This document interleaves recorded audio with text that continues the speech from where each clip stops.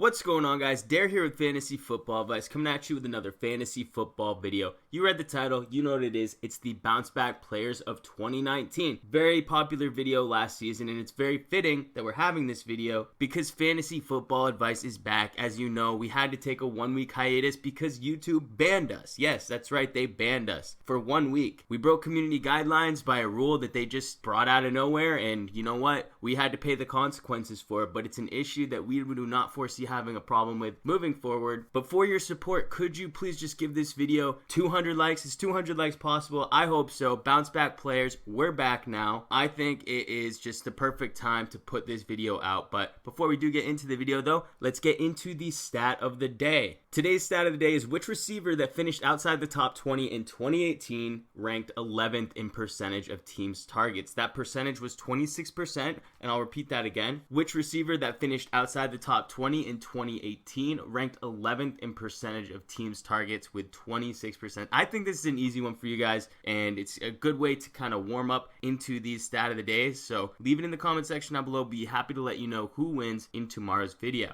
Let's start this list with the receiver on the thumbnail. That's Marvin Jones Jr. of the Detroit Lions. And every year, it seems like he's the king of recency bias, right? He bounces from overhyped to undervalued to overhyped to undervalued, kind of like a ping pong ball. And if you really break it down, it doesn't make sense. He's going as wide receiver 44. That's right. Wide receiver 44, 112th overall. And that's with Golden Tate out of town. What more does this guy have to prove that he can have wide receiver 1 numbers? He can have those 100 plus yard receiving games, those multiple touchdown games. And just because last season he had 9 weeks of production, which amounted to 506 receiving yards and 5 touchdowns, remember, he's just playing injured, guys. And now we're drafting him by players like Emmanuel Sanders and Cortland Sutton, guys that we've seen have no upside as a player like Sutton, or a guy like Sanders who's really old and coming off of a horrible injury. And because Marvin Jones has a down year playing through what is a minor injury compared to Sanders, and all of a sudden he's a back-end wide receiver 4. It doesn't make any sense. Just 2 seasons ago, you had to pay a wide receiver 2 price tag for him, and a lot of people were happy to do that. Now, you don't even have to pay flex value, and he's a guy that can get streaky that you can trade right away, right? You don't have to put him in the starting lineup. You can ride the bench. He can start off in his first 2-3 games, have some big performances, and you can, boom, trade him for some players on another team that can help improve your starting lineup.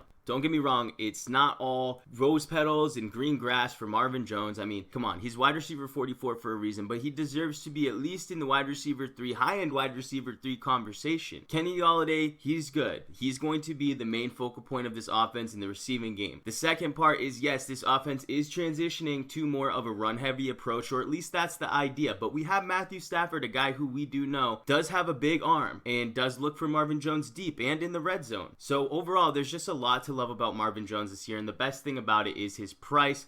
Like I said, wide receiver 44, 112 overall. I challenge you to find a more surefire receiver in that range than Marvin Jones and look for him to bounce back in 2019. With that though, let's move over to Kenyan Drake of the Miami Dolphins. Drake is pretty simple, and he could be classified as a bounce back candidate, but a better terminology for him would probably be a 2019 post-hype sleeper, because he did crack 1,000 total yards and he got 9 touchdowns, but he was extremely disappointing to anyone who drafted him and anyone who owned him because he was overdrafted. When we look back, what went wrong? And the answer is just 2 things. It was Adam Gase and Adam Gase. I mean, I was going to say Frank Gore, but really it was Adam Gase. That was totally to be blamed on his lack of production, because if you actually watch the games, Kenyan Drake passed every eye test imaginable. He was definitely the best back on the team. He was extremely elusive, very efficient, and made plays for the team when they really needed it. So I don't need to be here to sell you on the talent. He's not in the best situation because Miami is not projected to be that great, and especially if, you know, Ryan Fitzpatrick leads a team, it doesn't have a ton of upside, but at the same time, he's being drafted as RB26, okay? So we're talking about another flex player who is being drafted as a back-end RB2 last season. And does it make any sense? No, because this season, he's in a better situation. They also drafted an offensive lineman to help him, Michael Dieter, in the 3rd round. So less competition, better offensive line, and 156 new touches that are mostly going to go to Drake. He's going to lead this backfield. So when you couple that in with the fact that he burnt fantasy owners last season and that his draft cost is going to reflect that, this is a guy that you can expect to bounce back and is coming in at a good value for you guys in 2019.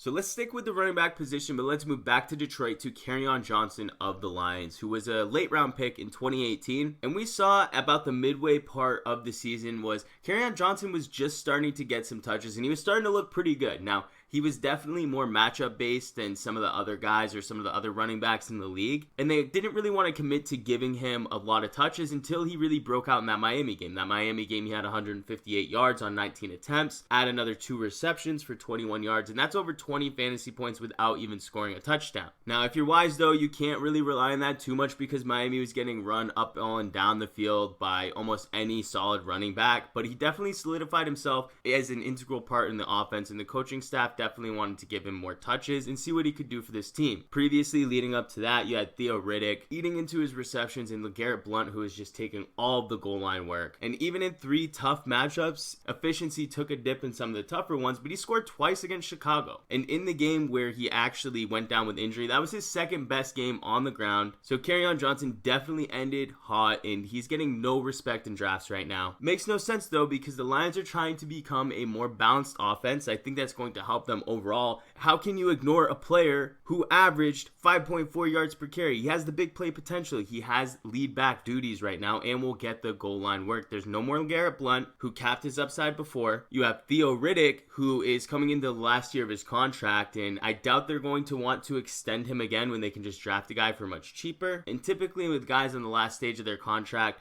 they do want to wear them out, but at the same time, they want to make sure that they have ample enough replacements in that type of the game. So the receiving game at the running back position, Kenyan Johnson's already proved himself to be able to succeed in that aspect of the game. Right now, he's being drafted at RB21 in the 4th round, and that's a steal, so expect him to bounce back this year. The next player on this list is Hunter Henry of the Los Angeles Chargers, and I think it's really important to add a tight end to this list because we're not talking too much about the tight end landscape as we head into 2019. Typically in mock drafts and what I've heard from the community is that you want one of the big 3 tight ends, Kelsey, Ertz, or Kittle, and that way you're safe at the position and potentially have an advantage. But these guys are going in the 2nd, 3rd, 4th round at the latest. I think that's expensive, especially for guys that I think have question marks. The only safe one that I can really say with certainty that I believe is safe is Kelsey. I have problems with both Kittle and Ertz, especially Ertz. This is coming from an Eagles fan, okay? So I'm not biased or anything, but Dallas Goedert's going to get some more production. They do run some 2 tight end sets, so don't get me wrong.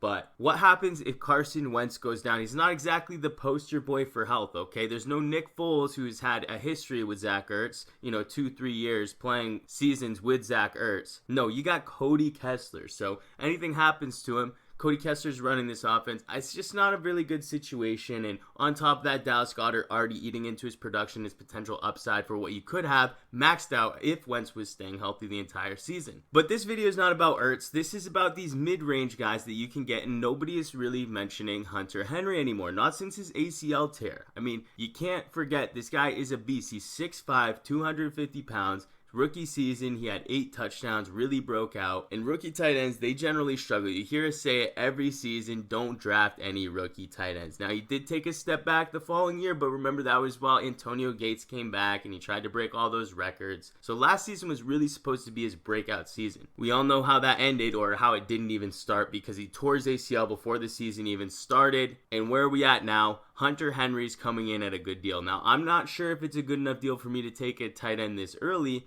but I will say is that he is definitely one of the biggest bounce back candidates of the 2019 season. By the time he steps foot on a field for a regular season game, it would be over 1 year and 8 months since seeing the football field in regular season action, which is plenty of time to heal. So where is he going to fit in this offense? No, he's not going to be like a Kelsey where he's going to be the first read or second read in the offense. No, but what he is going to do is be a big presence in the red zone. Remember, Mike Williams scored 10 touchdowns, and that's all that really needs to be said. But on top of that, Tyrell Williams with the Raiders, now he's leaving, and 5 touchdowns are left on the field as well. Keenan Allen himself isn't exactly the poster boy for health either. So let's say, for instance, Keenan Allen gets injured. Melvin Gordon, who knows, maybe he gets injured as well. He gets injured all the time too. That would instantly make Hunter Henry the primary red zone weapon, with additional usage between the 20s and upside for double-digit touchdowns, and who knows, even 6, 7, 800 yards on top of that. Now, most ADPs have him going behind players like Howard and Engram,